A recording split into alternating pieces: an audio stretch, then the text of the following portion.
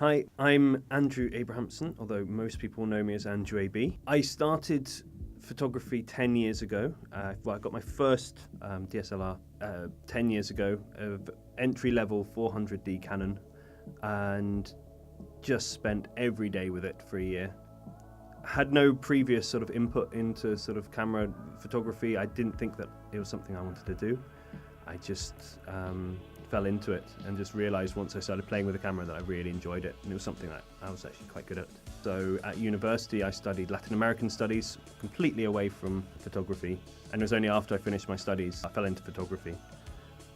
I use the Canon 5D Mark III and Mark IV to shoot with. I don't subscribe to this Canon versus Nikon thing, it's just what I'm used to. I love shooting lots of different things. I love photography in general. If there was one thing I could shoot forever is performance. I love theatre, I love dance and music, but it's not just the performances. I love the audience as well, and I love photographing people. Before I went full-time freelancer, I was working a full-time job, spending every single evening, weekend and holiday I could building up my business. I really nearly burnt myself out. I did not take time off. I guess the other big problem that I had was all my life after leaving university I had a wage job, and that meant that on the 28th of every month I got paid.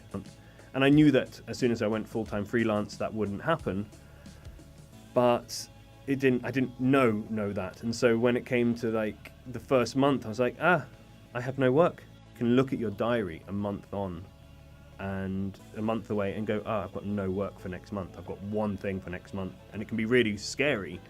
But then as you get closer and closer, more work just suddenly appears and people book you in last minute and all the rest.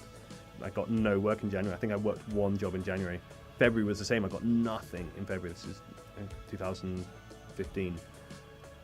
I was so close to quitting. I was like, this is it. It's the end of my career. And then March, things started picking up again. And I realized, of course, well, no one hires photographers in January and February. It's a quiet time. I came to Liverpool in 2001 to study, and I loved it, fell in love with the city straight away. I kind of meant to leave when I finished my degree, but I got offered a job straight away, which turned into sort of 2 years and 3 years. And eventually, I'd sort of established myself not only in terms of my friends and family, but also in terms of career. And as a photographer, I've got a very strong network of people who know me and my work here. So to move away from that, even if I wanted to, would be very difficult. But Liverpool is a city I love.